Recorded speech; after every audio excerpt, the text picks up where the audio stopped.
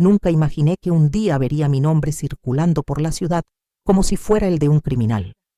Mucho menos que sentiría el frío peso de unas esposas clavándose en mis muñecas, marcando mi piel arrugada, mientras decenas de miradas curiosas y acusadoras me atravesaban como cuchillos invisibles. Esa tarde empezó como tantas otras.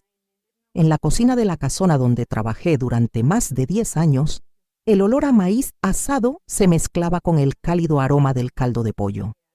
Era una rutina sencilla, repetida tantas veces que podía hacerla con los ojos cerrados. Pero solo bastaron unos minutos para que todo se pusiera patas arriba.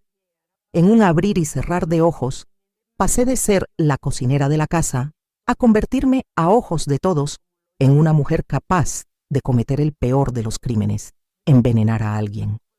Las sirenas cortaban el aire de la calle estrecha, mezclándose con los susurros que se escapaban por las ventanas entreabiertas. A cada paso, rodeada de 2 policías que me sujetaban los brazos como si fuera peligrosa, un torbellino de preguntas estallaba en mi mente. Quería gritar, demostrar mi inocencia, mostrar las manos que nunca habían tenido veneno, solo el picante del comino y la suavidad de la masa de tortilla, pero no me salía la voz. Un nudo de miedo e indignación me sofocaba. Fue entonces cuando oí, como una cuchilla helada que me atravesaba el alma, a alguien susurrar. Fue ella. Ella envenenó al jefe, y lo que más me dolió no fue la acusación, fue el pesado silencio de quienes me conocían y podrían haberme defendido, pero prefirieron no decir nada. Lo que nadie sabía, ni siquiera yo, era que el verdadero culpable estaba mucho más cerca de lo que nadie hubiera imaginado. Y cuando esa verdad saliera a la luz, nada, absolutamente nada, volvería a ser igual. Y cuando esa verdad salió a la luz, nada, absolutamente nada, volvería a ser igual. Quédate conmigo hasta el final y, si esta historia ya te ha cautivado, aprovecha para suscribirte y dejar tu like, porque lo que viene a continuación te sorprenderá aún más. Mi nombre es María Soledad Ramírez Pero. En el pueblo todos me llaman Doña Mari, y hasta ese fatídico día, mi vida seguía un ritmo tan predecible como el amanecer tras las montañas de San Miguel de Allende. Me despertaba antes de que el gallo anunciara el día, encendía la estufa de leña y dejaba que el aroma a café recién hecho y pan caliente inundara la pequeña casa donde vivía con mi nieta Camila, una niña de 12 años que era mi alegría y mi razón para seguir luchando contra las adversidades de la vida. Después de preparar nuestro sencillo desayuno, me ponía el mismo delantal de algodón, ya algo desteñido por el tiempo, y tomaba el sendero de piedra que conducía a la gran casa donde trabajaba de cocinera. La mansión Fernández era un lugar imponente, con puertas y ventanas de madera tallada siempre abiertas para dejar entrar la brisa matutina. Allí pasé horas preparando platos que combinaban las antiguas recetas de mi familia con los sofisticados pedidos de mi jefa, doña Isabel, una mujer elegante de mirada fría y distante. Entre ollas, cucharas y especias, me sentí como en casa, olvidando por un momento mis preocupaciones por las facturas atrasadas y el miedo a que mi frágil salud me obligara a dejar de trabajar. A pesar de cumplir con mi dedicación, sabía que no todos en esa casa me veían con buenos ojos. Había quienes susurraban al pasar, quienes observaban mi ropa desgastada con desdén y quienes pensaban que una mujer sencilla como yo no merecía estar allí cocinando para una familia tan importante. Aún así, sonreí, pues desde pequeña aprendí que la dignidad se lleva en el corazón, no en las joyas de los dedos. A Camila le encantaba esperarme en la puerta al final del día, abrazarme fuerte y preguntarme qué quedaba en la cocina para probar. Era en esos momentos que sentía que, a pesar de las dificultades, todo había valido la pena. No tenía ni idea de que esta rutina familiar estaba a punto de desmoronarse y que esta aparente paz escondía ojos vigilantes, listos para convertir mi vida en una pesadilla. Recuerdo claramente el día que noté algo diferente en el aire. No era el aroma de las flores que adornaban el jardín ni el sonido lejano de los niños jugando en la calle, sino una tensión silenciosa que parecía filtrarse por las paredes de la casa. La señora le hablaba en voz baja a su marido, interrumpiendo la conversación cada vez que yo entraba en la habitación. Había visitas inesperadas y me cruzaba miradas fugaces al pasar. Aún así, como siempre, seguía concentrada en las recetas y el condimento, sin darme cuenta de que con cada cucharada que removía se me avecinaba a un destino cruel. Lo peor es que, al mirar atrás, me doy cuenta de que había señales, pequeños gestos, cambios sutiles, que ignoré porque creía que en el fondo todos eran honestos, que nadie sería capaz de tramar algo tan cruel contra una mujer que nunca había hecho daño a nadie. Pero, como descubrí, demasiado tarde, a veces la traición surge justo donde menos te lo esperas. Y esa tarde, entre una olla de caldo hirviendo y un plato decorado para cenar, lo que parecía un día cualquiera, se convirtió en el momento en el que mi vida empezó a desmoronarse. Un momento que estaría lleno de gritos, acusaciones y una palabra que resonaría como una sentencia, incluso antes de cualquier juicio. Envenenamiento. Era un jueves caluroso, de esos en los que el aire pesa sobre los hombros y cada paso requiere más esfuerzo. Había pasado toda la mañana en la cocina, removiendo lentamente un mole que requería paciencia y cuidado, mientras las empanadas que la familia había pedido para cenar reposaban en el horno. El aroma denso y dulce a chocolate y pimienta llenaba cada rincón, mezclándose con el sonido rítmico del cuchillo picando hierbas frescas en la tabla de cortar de madera. Era un día como tantos otros, y no tenía motivos para imaginar que se convertiría en el comienzo de mi pesadilla. El señor Fernández, siempre puntual, llegó a almorzar con dos amigos que no conocía. Doña Isabel, la jefa, me pidió que preparara un plato especial, y me esforcé al máximo, como siempre, porque mi comida era mi sello personal, mi forma silenciosa de decirle al mundo que valía la pena, que cada sazón tenía historia y verdad. Serví el plato con el mismo cuidado de todos los días, cuidando cada detalle para que fuera hermoso a la vista y agradable al paladar. Al principio, todo parecía normal. Oía el sonido de los cubiertos al chocar con los platos, el murmullo de conversaciones lejanas e incluso algunas risas apagadas provenientes del comedor. Continué trabajando, preparando el postre y los ingredientes para la cena de esa noche. Sin embargo, la calma fue interrumpida por un ruido que me paralizó. Un golpe sordo como si algo cayera al suelo, seguido de un grito que atravesó las paredes y llegó a la cocina como un puñal. Dejé lo que estaba haciendo y corrí al pasillo, donde me encontré con una escena que jamás olvidaré. El señor Fernández estaba desplomado en su silla, pálido y con los labios ligeramente morados, mientras doña Isabel gritaba desesperadamente pidiendo ayuda. Uno de sus amigos intentó reanimarlo, otro ya estaba pidiendo una ambulancia, pero antes de que llegara la ayuda, escuché con claridad la frase que lo cambiaría todo. Fue la comida. Algo en la comida causó esto. En un instante, todas las miradas se posaron en mí. Sentí el peso de decenas de kilos de desconfianza sobre mí. Yo, que siempre había servido a estas personas con lealtad y cariño, me vi de repente en el centro de un círculo de acusaciones. La jefa, con el rostro desencajado por la ira y el miedo, se acercó y dijo bruscamente: «Estabas en la cocina. Eres la única que tocó esta comida». Intenté explicar que no se había hecho nada malo, que había usado los mismos ingredientes de siempre, que todo estaba limpio y fresco. Pero mis palabras parecían perderse en el aire, absorbidas por la tensión que crecía a cada segundo. Llegó la ambulancia, llevándose al jefe a toda prisa, y menos de media hora después, un coche patrulla se detuvo frente a la casa. Apenas tuve tiempo de comprender lo que estaba sucediendo cuando entraron dos agentes y me preguntaron directamente por mi nombre. Las preguntas llegaban rápidamente como puñaladas invisibles. ¿Preparaste el plato? ¿Quién más tenía acceso a la cocina? ¿Notaste algo diferente en los ingredientes? Y, por mucho que intentara, responder con calma. Podía ver en sus ojos que, para muchos, mi culpa ya estaba escrita antes de cualquier investigación. Mientras me llevaban al coche patrulla, los vecinos empezaron a reunirse en la calle, algunos susurrando, otros simplemente observando como si estuvieran viendo un espectáculo. Entre esas caras curiosas, reconocí la expresión confusa y asustada de mi nieta, Camila, que había llegado a recogerme.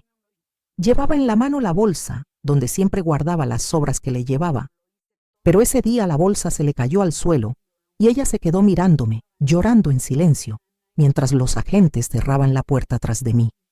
Quería gritar que era inocente, quería rogarles que me escucharan, pero mi voz se ahogó, ahogada por un miedo que nunca antes había sentido. Y en el fondo, una pregunta rondaba mi mente. ¿Cómo podría demostrar mi inocencia si nadie parecía dispuesto a creerme? No sabía que este sería solo el primer acto de un drama mucho más profundo, y que las palabras que oiría en la comisaría serían capaces de herirme de un modo que ninguna prisión podría borrar jamás. El camino a la comisaría se me hizo más largo que cualquier otro camino que hubiera recorrido, no por la distancia, sino por el peso insoportable que me aplastaba por dentro. Mientras el coche avanzaba lentamente por las calles estrechas, vi rostros conocidos que se giraban para mirarme por la ventanilla, algunos con asombro, otros con ese brillo cruel en los ojos que solo aparece cuando alguien se cree con derecho a juzgar sin saber la verdad. Era como si cada rincón escondiera un nuevo rumor, y ya podía sentir cómo la historia se distorsionaba incluso antes de que mis palabras fueran escuchadas oficialmente. Cuando el coche patrulla se detuvo frente a la oxidada puerta de la comisaría, sentí que mis piernas no me obedecían si intentaba caminar.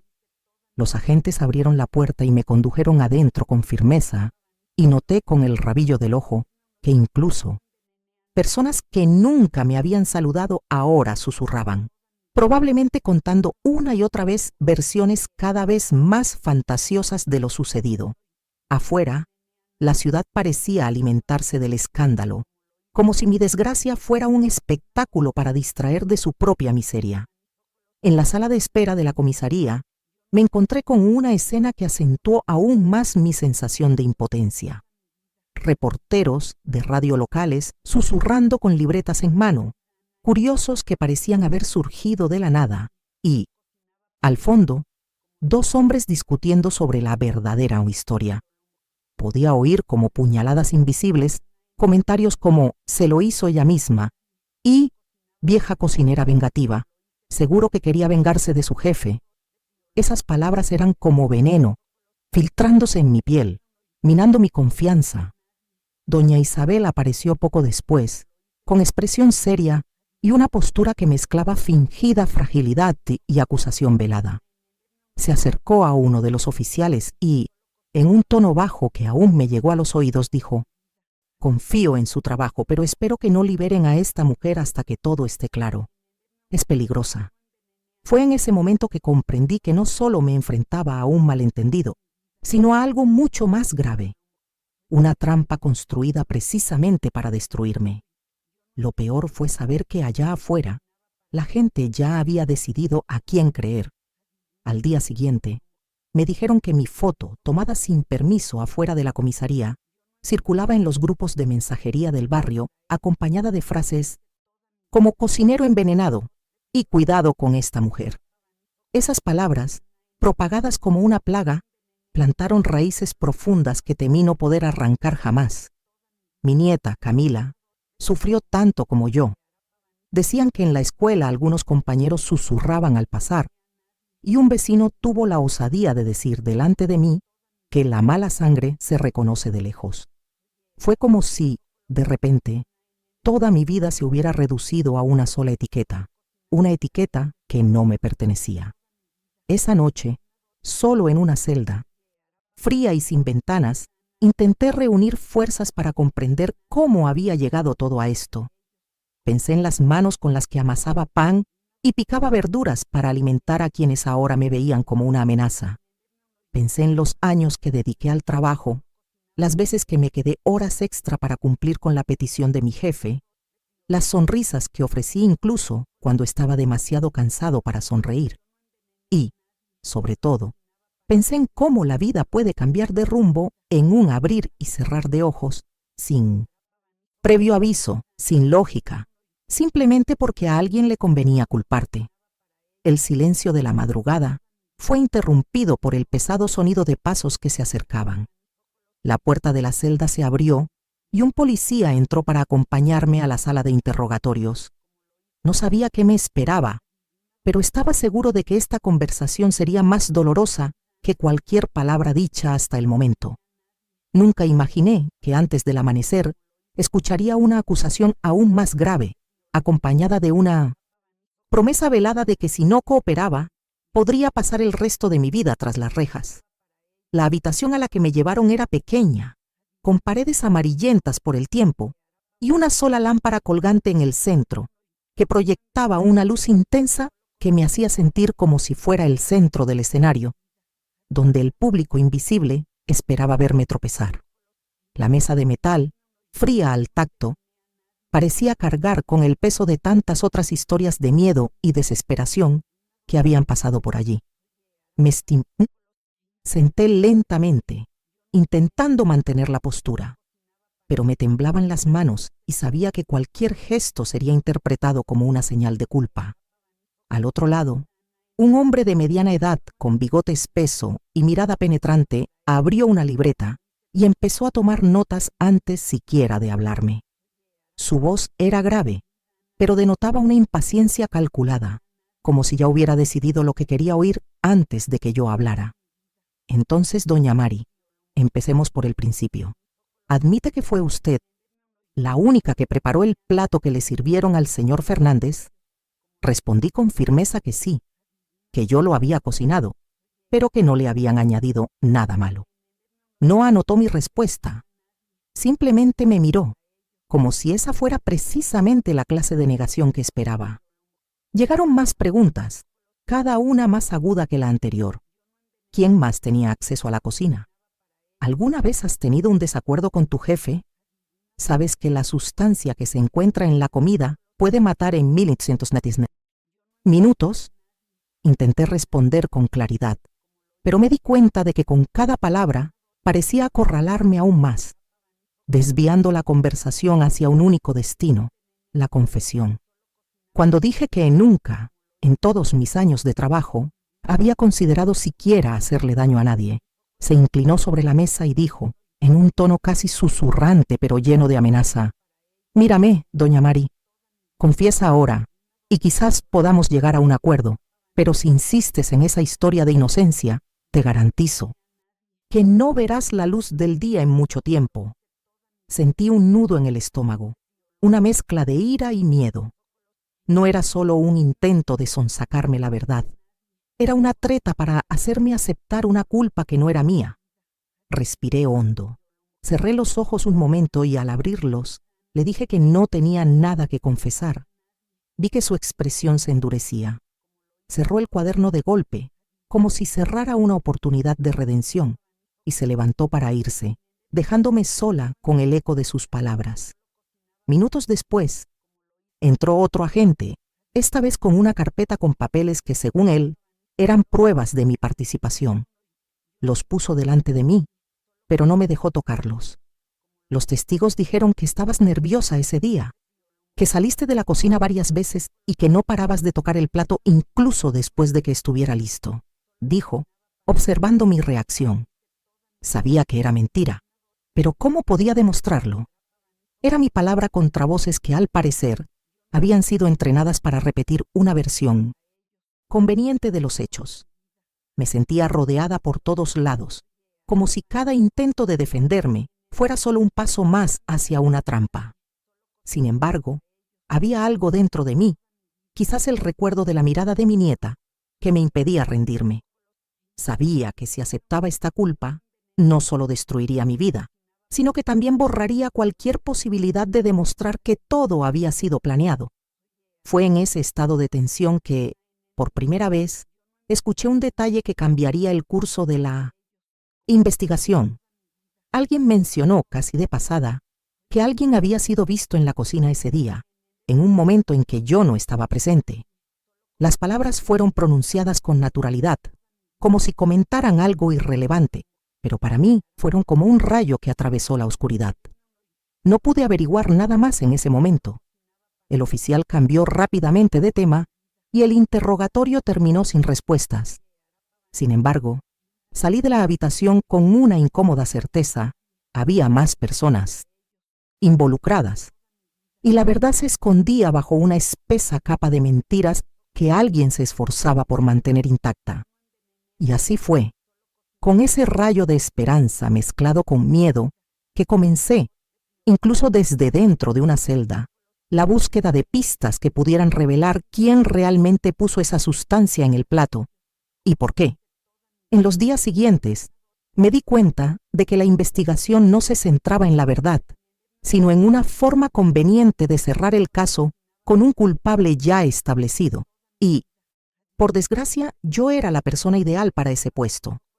Los interrogatorios se volvieron cada vez más escasos, no porque llegaran a ninguna conclusión, sino porque parecían haber decidido ya que no necesitaba ser escuchado. Mientras tanto, las verdaderas pistas, las que podían cambiar el curso de todo, quedaron a un lado, como hojas caídas en una calle que nadie se molesta en barrer. Uno de los guardias me contó que, la noche del incidente, el ayudante de cocina, Rafael, desapareció antes de que llegara la policía. No se presentó a su turno al día siguiente y, según los vecinos, lo vieron apresurado con una mochila, subiéndose a un autobús para salir del pueblo. Esa información, que podría haber suscitado más preguntas, se descartó como un detalle irrelevante. Nadie intentó buscarlo, nadie investigó sus conexiones. Nadie se preguntó por qué habría dejado un trabajo estable con tanta prisa. Además, sabía que había cámaras de seguridad instaladas cerca de la entrada de la cocina, algo que doña Isabel siempre había exigido por su propia seguridad, como ella misma lo expresó. Cuando pregunté por las grabaciones, un investigador respondió fríamente que las cámaras no grabaron nada útil, dando por cerrado el asunto como si fuera definitivo. Pero lo que más me intrigó fue la rápida mirada que intercambió con otro agente antes de decir esto, como si cargara con un peso de información que no podía compartir conmigo. La prensa local, alimentada por declaraciones selectivas e incompletas, hacía de mi nombre un titular casi a diario. No importaba si las noticias contenían datos distorsionados o insinuaciones sin fundamento, porque el daño ya estaba hecho. Para muchos yo era el cocinero del envenenamiento, y poco importaba lo que dijera. Con cada noticia que llegaba a mis oídos, sentía como si me hubieran puesto un ladrillo en el pecho, dificultándome la respiración. Mientras tanto, en la fría celda donde pasaba las noches, el recuerdo de Camila me atormentaba constantemente. Me preguntaba cómo estaría, si seguiría yendo a la escuela o si ya evitaba salir de casa para evitar las miradas acusadoras. Era por ella que no podía rendirme, porque si aceptaba el destino que intentaban imponerme, la vida de mi nieta estaría condenada junto con la mía. Fue en una de esas noches silenciosas que una guardia, una mujer de expresión cansada, se me acercó discretamente y me dijo en voz baja: si de verdad quieres demostrar tu inocencia, pídeles que miren las cámaras, pero no confíes en quien lleve el caso ahora. No dijo nada más. Simplemente se marchó, dejándome con el corazón acelerado y una peligrosa mezcla de esperanza y temor. A la mañana siguiente, recibí la visita inesperada de un conocido de la familia, alguien que rara vez aparecía, pero que siempre mostraba respeto por mi trabajo. Me contó que, unos días antes, había ido a la mansión a entregar un pedido y vio a una mujer que no era empleada doméstica entrar por la puerta de la cocina con una botellita en la mano. Dijo que la escena le pareció extraña, pero no se lo contó a nadie, imaginando que podría haber sido algo arreglado con doña Isabel.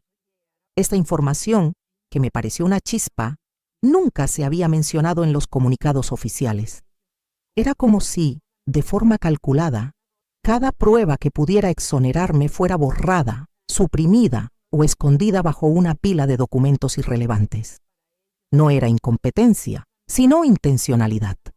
Y cuanto más pensaba, más me daba cuenta de que la red era mucho más compleja de lo que parecía a primera vista.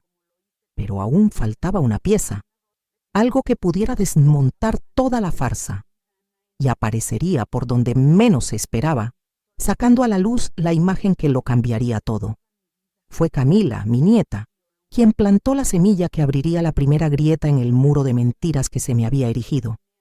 En una de sus escasas visitas, con los ojos aún marcados por las lágrimas y la voz casi como un susurro, me contó que el día de la comparecencia, mientras esperaba afuera para recogerme, vio una figura que pasaba rápidamente por el lateral de la mansión. Dijo que no parecía ser nadie conocido y que la figura sostenía algo pequeño, envuelto en una tela, como para ocultarlo. Sabía que los niños notan detalles que los adultos pasan por alto, y esas palabras despertaron en mí una renovada determinación. Fue entonces cuando le pedí a un viejo amigo, Javier, dueño de un pequeño taller de reparación de electrónica, y un hombre que siempre había creído en mi inocencia, que intentara acceder a las grabaciones de las cámaras exteriores de la casa. Sabía que esto podría ponerlo en riesgo, pero también sabía que si había alguna posibilidad de limpiar mi nombre, pasaría por estas grabaciones. Días después, Javier regresó con una memoria USB escondida en el bolsillo de su abrigo y, sentado en el duro banco de la sala de visitas de la prisión, me contó lo que había visto. Las imágenes mostraban claramente que unos 30 minutos antes de que el señor Fernández se sintiera mal, una mujer entró por la puerta trasera de la cocina. Vestía con sencillez, con un pañuelo que le cubría parcialmente el rostro y llevaba una pequeña bolsa de tela. Lo más inquietante fue que, justo cuando se acercaba a la puerta, la cámara pareció temblar ligeramente, como si alguien la hubiera ajustado o tocado deliberadamente. Pero eso no fue todo. Unos minutos después, la grabación me mostró saliendo de la cocina y dirigiéndome al patio trasero, probablemente, a buscar hierbas frescas del huerto, y mientras tanto, la mujer entró sola en la habitación. No había audio, pero las imágenes eran nítidas. Se acercó a la olla de mole, abrió algo de su bolso y vertió parte del contenido en el plato que ya estaba apartado en la encimera. Luego, lo recogió todo como si nada hubiera pasado y salió por la misma puerta por la que había entrado, desapareciendo rápidamente de la cámara. Le pedí a Javier que describiera a la mujer con el mayor detalle posible.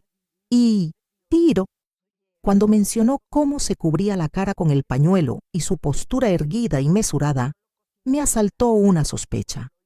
No parecía obra de cualquiera.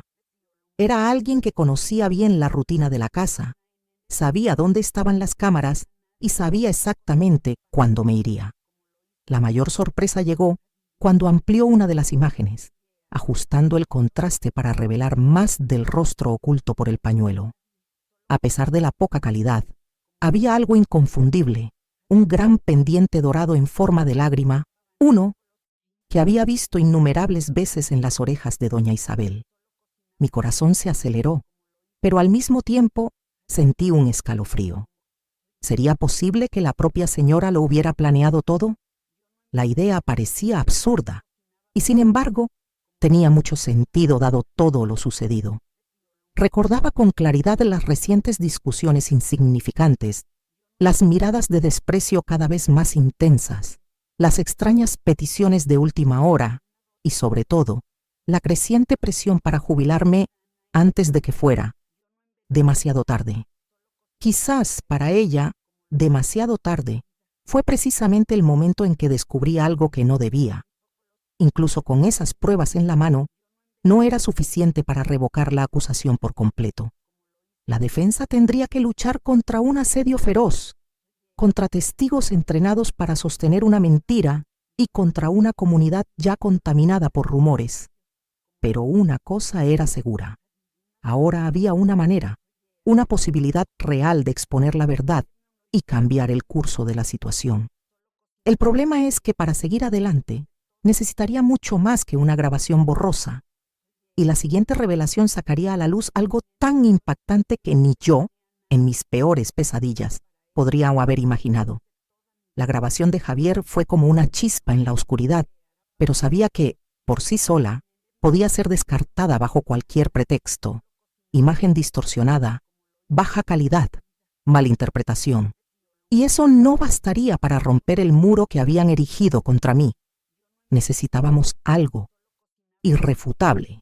Y para lograrlo, Javier decidió correr un riesgo aún mayor. Regresar a la mansión e intentar obtener las grabaciones internas, las que se almacenan en un sistema privado, con acceso restringido a la señora.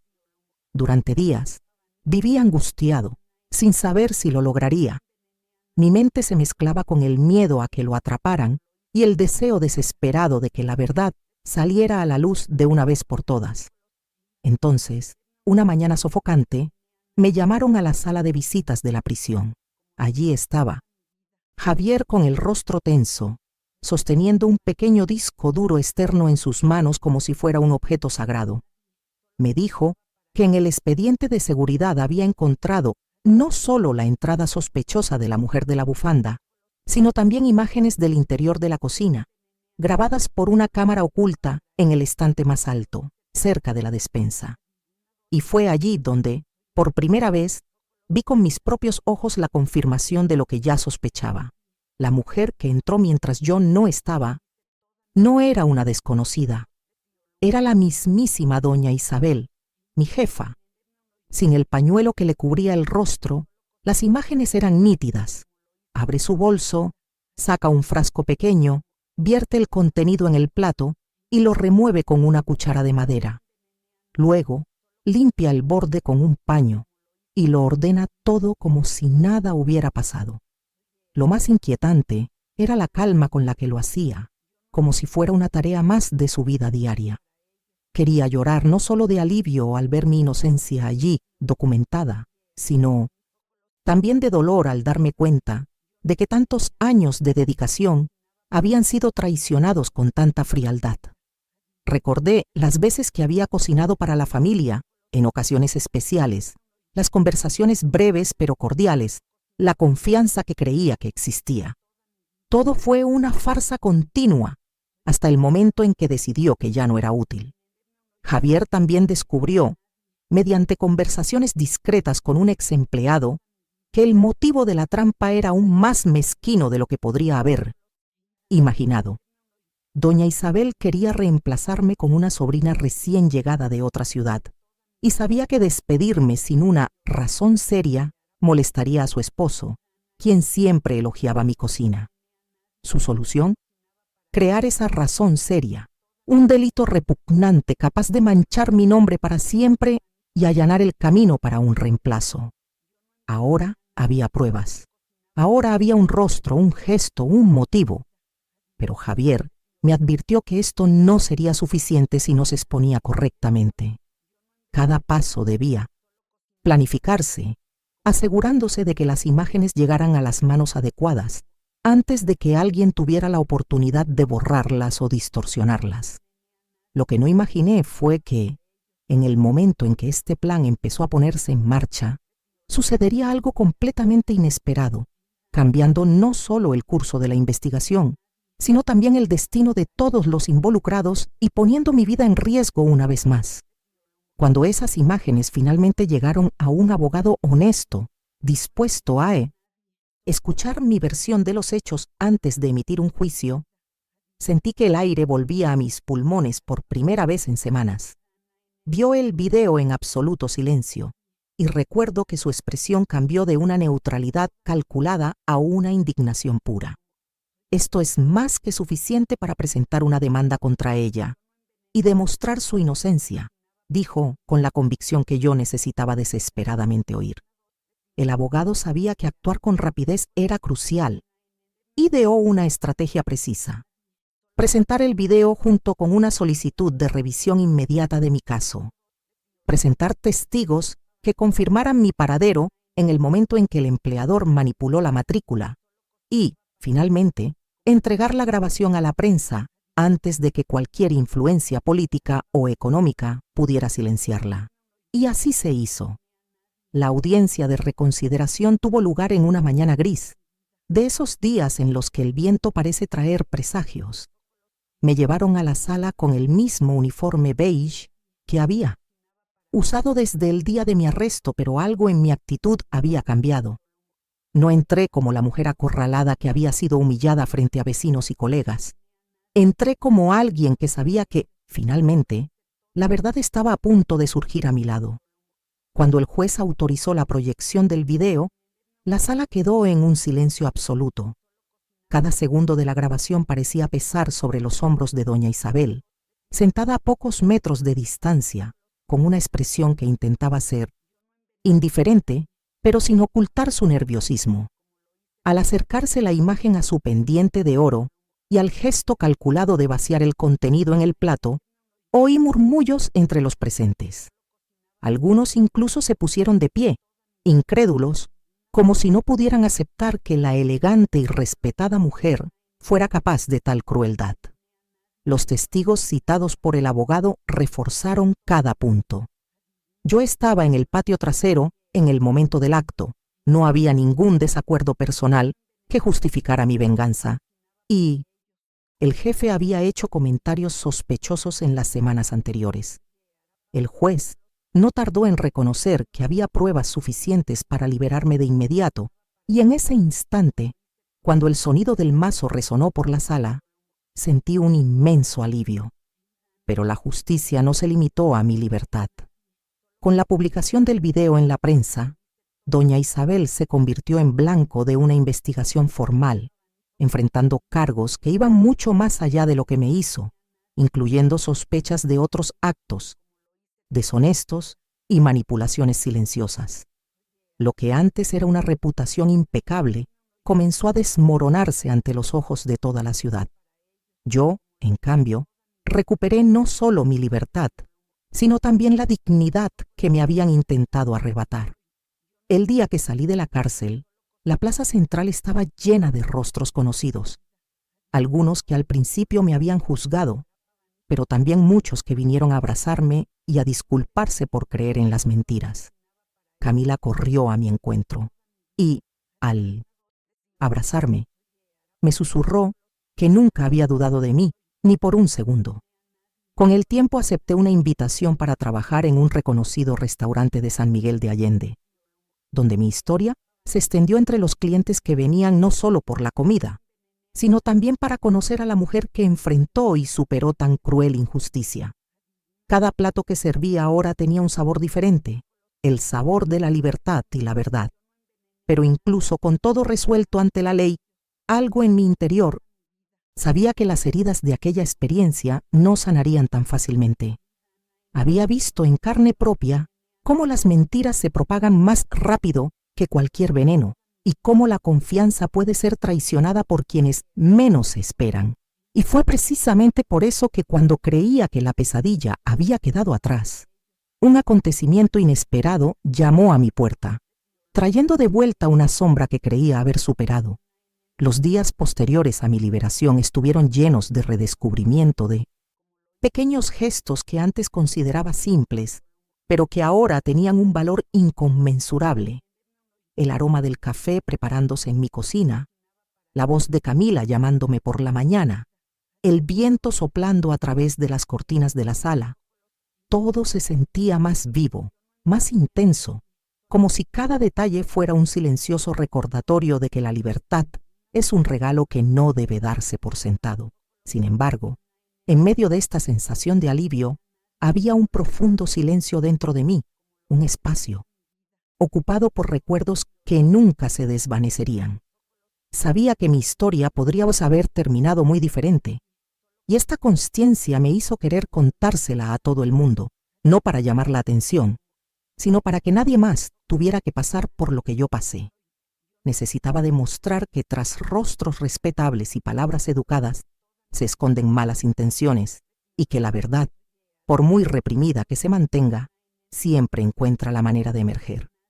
La mía lo hizo, y fue gracias a la valentía, al apoyo de unas pocas pero fieles personas, y a la fuerza para no rendirme, incluso cuando parecía que el mundo entero me había dado la espalda.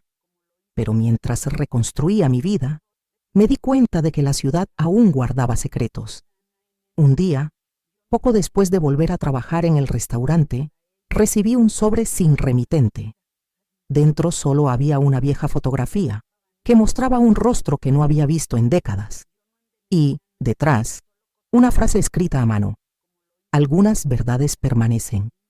Sin contar. En ese momento sentí el mismo escalofrío que el día que me secuestró la policía. Era como si la vida me advirtiera que el capítulo más peligroso estaba por venir. Si has seguido esta historia hasta aquí, sabes que cada detalle, cada minuto, fue una lucha para que la verdad saliera a la luz. Y te invito a continuar este viaje conmigo. En el siguiente video, escucharás la historia de una abuela que fue arrestada en lugar de su hermana. Y solo descubrió la trama años después, cuando un secreto familiar salió a la luz de forma devastadora. Es una historia que te hará cuestionar cuánto une realmente la sangre a las personas. Así que, si esta narración te tocó el corazón y despertó tu indignación, suscríbete al canal ahora. Activa la campanita para no perderte ningún episodio. Deja tu like y escribe en los comentarios: Forza, Doña Mari. Demostremos juntos que la verdad puede ser más fuerte que cualquier mentira.